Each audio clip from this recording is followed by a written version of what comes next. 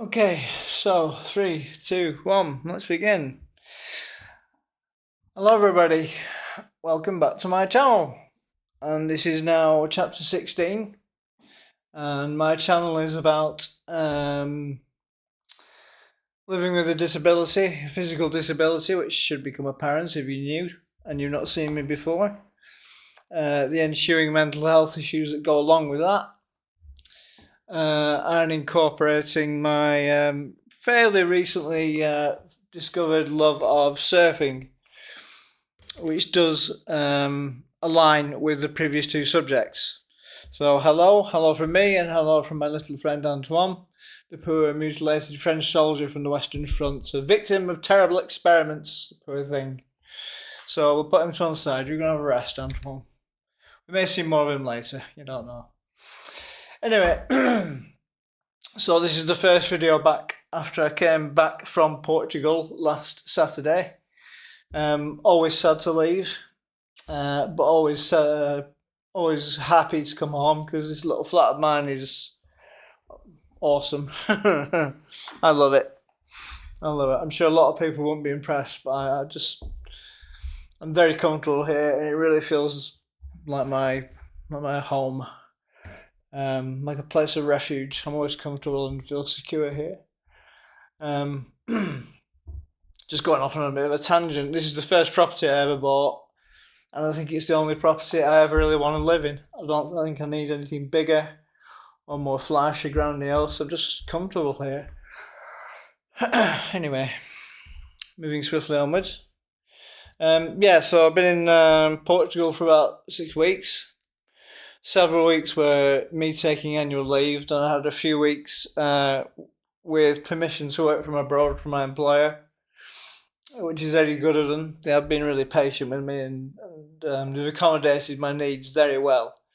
They are the epitome of how a modern company should treat its staff. And I've got no agenda to that. I'm not getting paid to say that or rewarded in some way. It's just true. There are companies out there that do look after their staff properly. They do exist. In this atmosphere of mistrust of capitalism, etc., etc.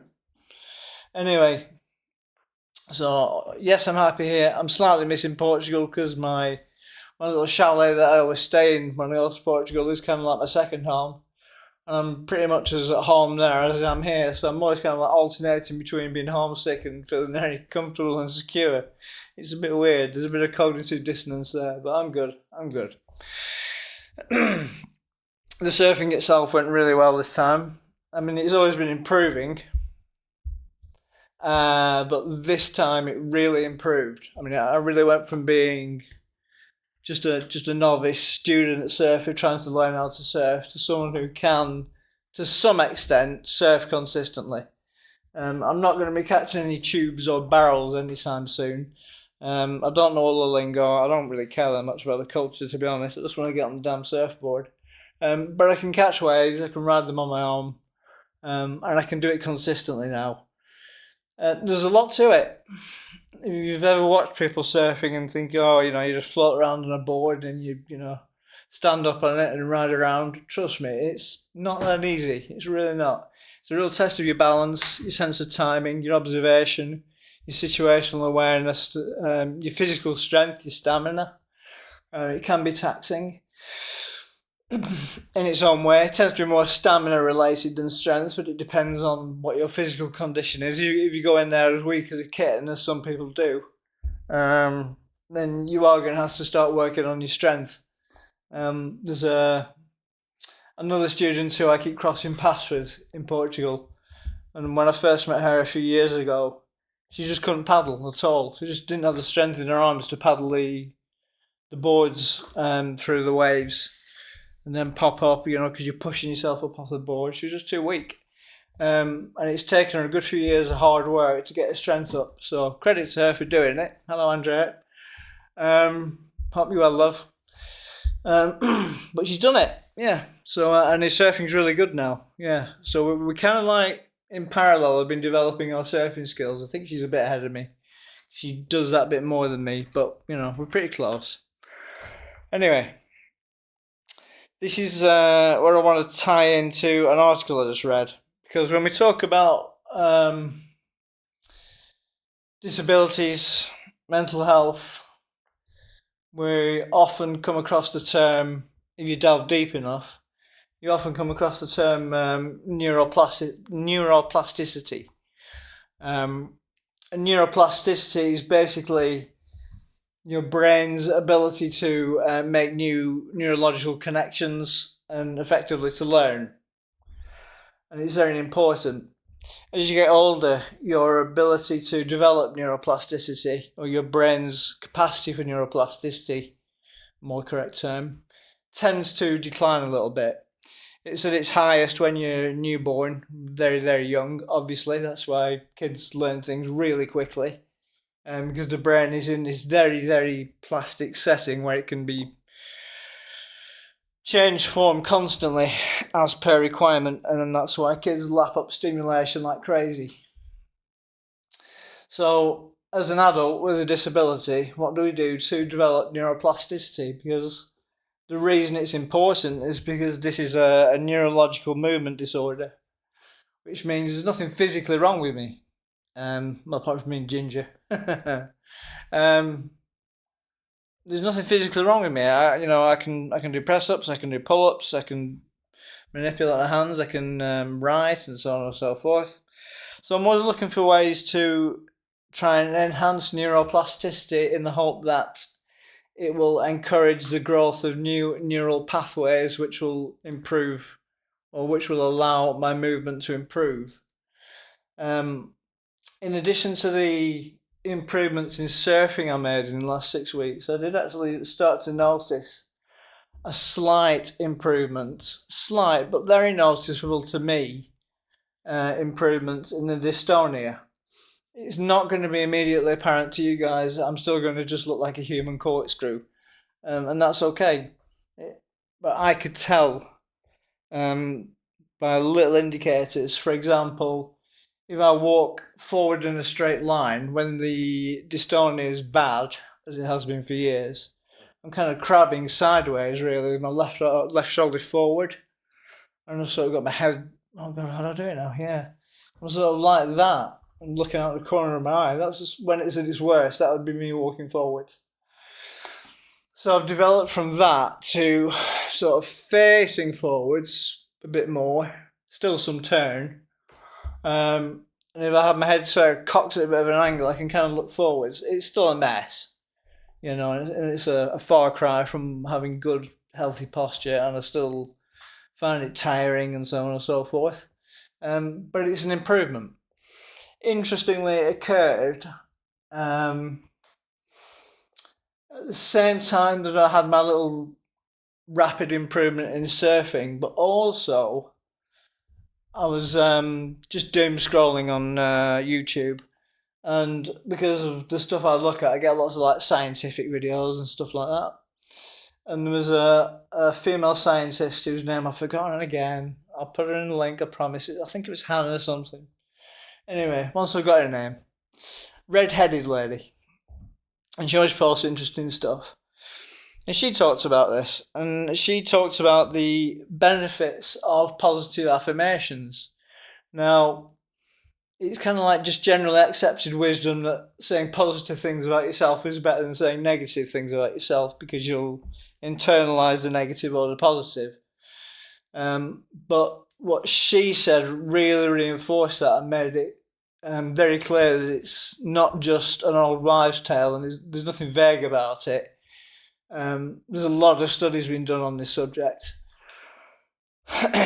And apparently, I've said this before in another video, so apologies if you're hearing me for a second time, but apparently if you preface a self-affirmation statement with "I love the fact that," those words, "I love the fact that," that actually has a very powerful effect on your neurological development and your consequent neuroplasticity. So it doesn't have to be anything amazing. It could just be, let's say you hate your job, right? You hate it because it's boring and your boss is an arsehole or something. Not the situation I'm in, Gareth. You're a great boss. But But let's just assume that. So you can just be wandering around the house on your own. You don't have to be in earshot of anybody. But as long as you're saying, I love the fact that I am calm and relaxed at work, I enjoy my job. Let's just say that, something like that. Or, I love the fact that I enjoy my job. If you keep saying it over and over again, the brain will absorb it and it will start to rewire itself around your affirmations, because your brain doesn't have the capacity to differentiate between what it hears from your voice. Well, it has the capacity, I mean, you can tell when it's your voice, but for some reason it accepts it as the same kind of input as if it were coming from a third party. So it's very important to say positive things about yourself, as long as you're not being silly about it. I'm not going to say I love the fact that I could drag myself to the top of Everest naked by my fingernails. It's just, that was going nowhere. But sensible stuff does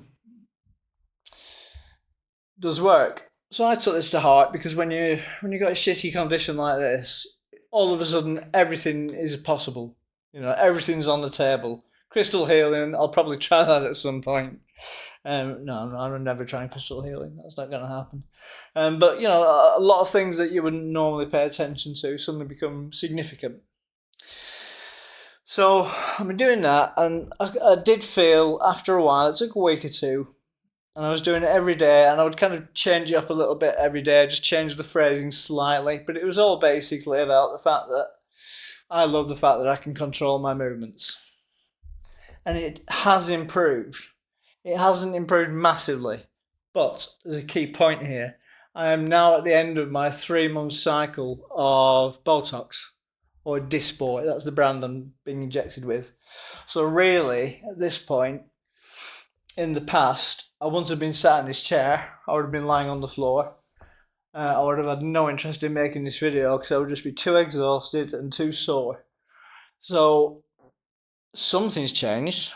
Either by coincidence the dystonia has just receded a little bit, which it can do. It does go into remission sometimes. Or the surfing helped, because surfing is a good sensory distraction, and I usually completely forget about dystonia when I'm on the board, probably because I'm trying not to get knocked off my board and smashed on rocks and things.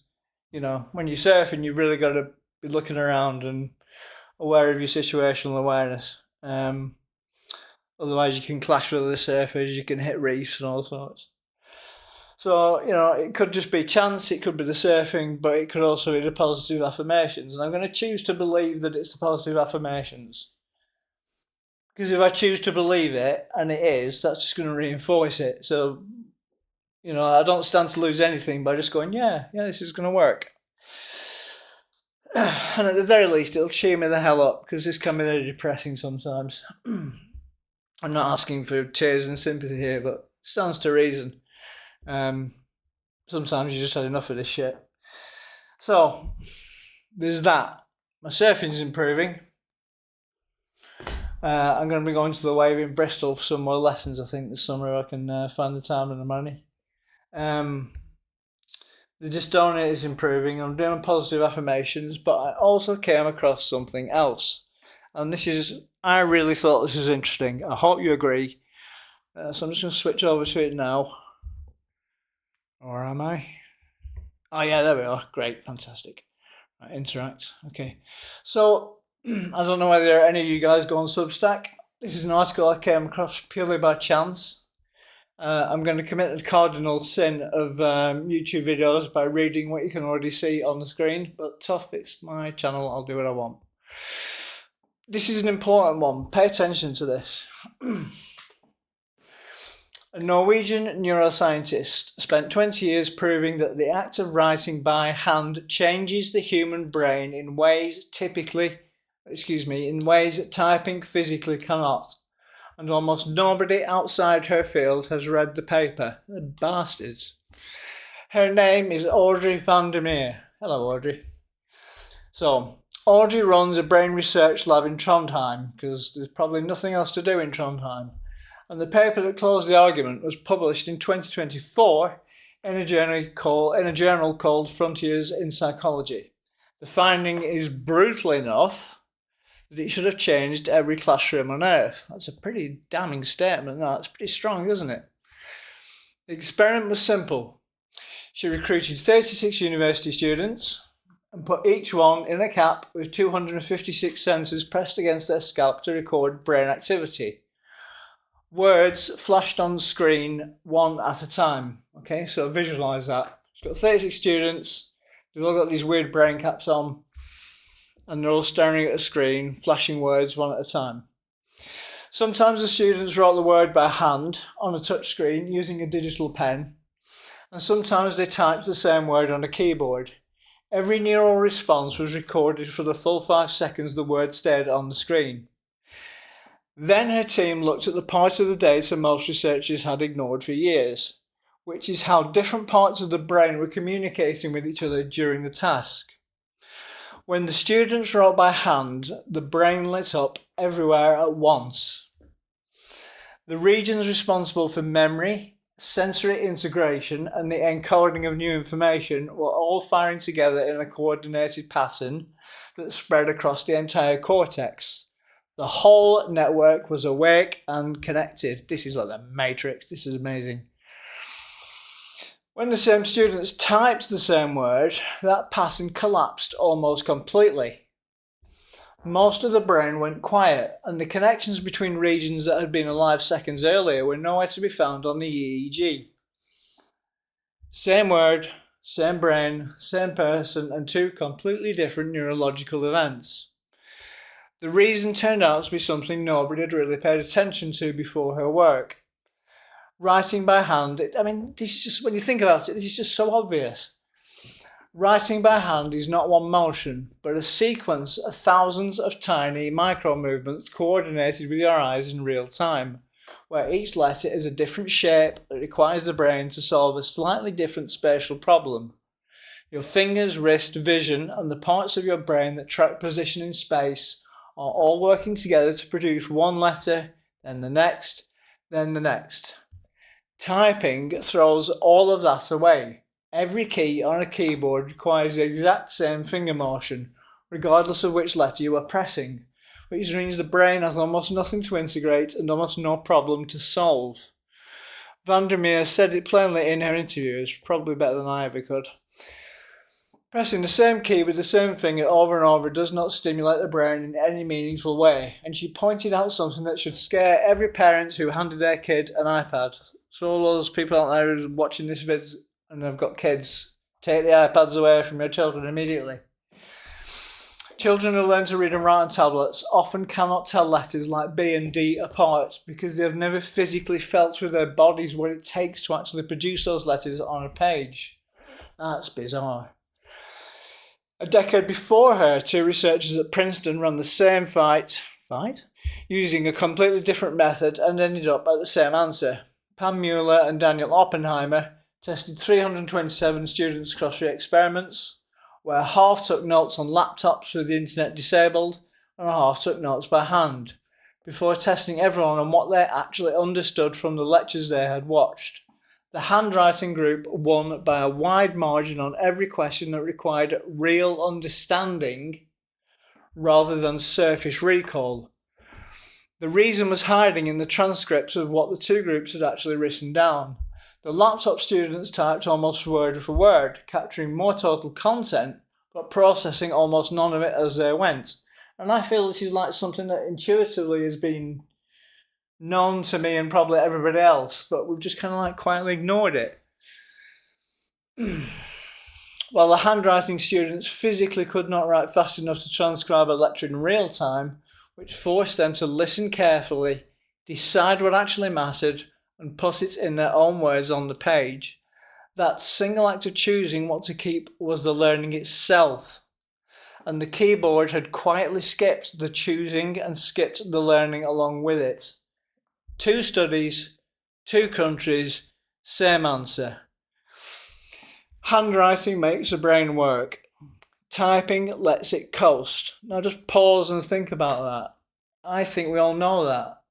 I think we know that, but we've just never actually processed the thought and wondered what the consequences were. We're the generation, well, my generation is the generation that made the transition, that made the leap from handwriting to keyboards. The generations following are just going to start with keyboards and keypads and so on and so forth. What is that going to do to their brains in terms of neuroplasticity? I really wonder about that. And I think the author of this article is not overstating the importance of this issue. But it has direct implications for all of us, because we've all kind of stepped back from handwriting and reading paper books and so on and so forth. Everything's on a Kindle and everything's written with a keyboard. And I don't think it's good for us. I do still like reading from, hard copy paper books. I do feel that you get more out of it. Anyway, every note you have ever typed instead of written went into your brain through a thinner pipe. Every meeting, every book highlights every idea you captured on your phone instead of on paper was processed at half depth. You did not forget those things because your memory is bad. You forgot them because typing never woke the part of the brain that would have made them stick. The fix is the thing your grandmother already knew.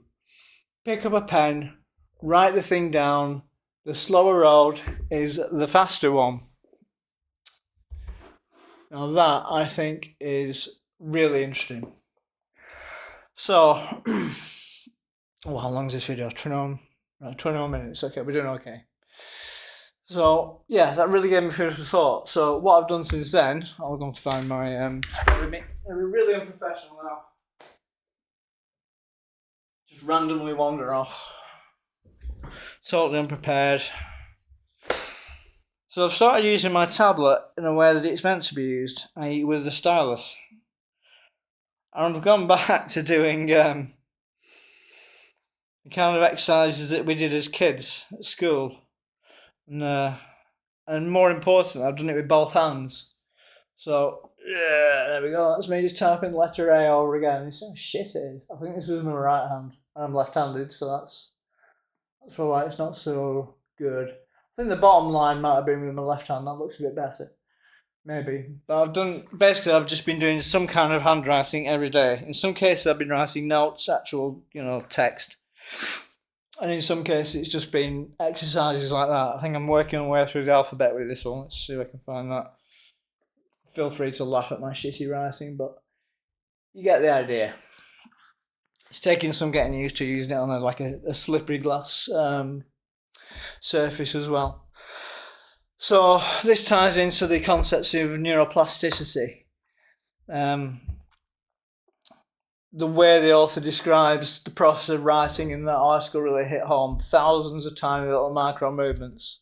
So if it's thousands of tiny little micro movements, every letter is thousands of tiny little synaptic firings going off between the neurons in your brain. So that can't be a bad thing. It must be doing something for you. There at least it's kind of cool and interesting as well, and it feels nice to do. It does actually feel nicer than typing. So I'm going to keep doing that. Who knows, I may end up writing something interesting one day. You never know. Other than that, is there anything I can just talk about? I should make notes about these. I really should. No, other than thank you for watching these videos, those of you who have so far. It's not been a huge number, but I don't mind. I could edit this, I could script it, I could make it way more polished. I could add some drama in there. But how much more drama do you want? You've got a mutilated French soldier. But I like the way I'm making them, and I'm going to carry on like this, because I really feel it has to be authentic. And I don't mean authentic in a kind of like, oh, I'm just so authentic, man. It's like, no, it just has to be me winging it.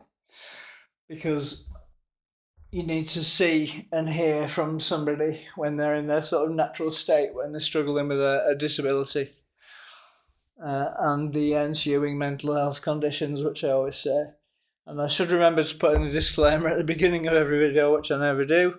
I'm not a trained health professional, so please don't take anything I've said as professional medical advice. It's opinion based on observation, okay?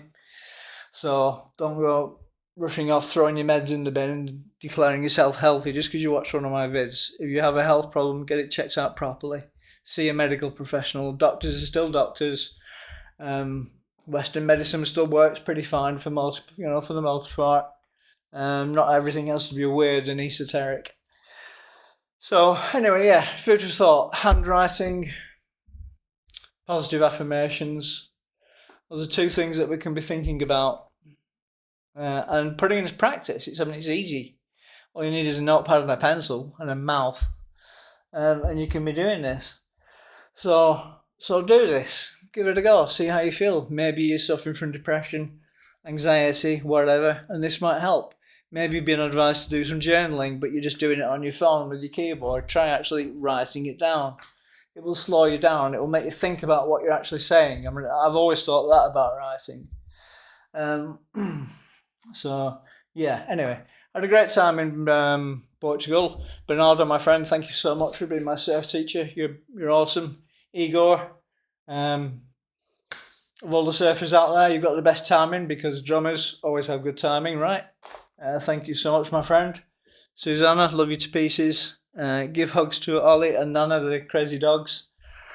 And I suppose I'll sign off now. What do I usually say at the end? What do I say at the end of my videos? Remember, these are the good days. Bye bye.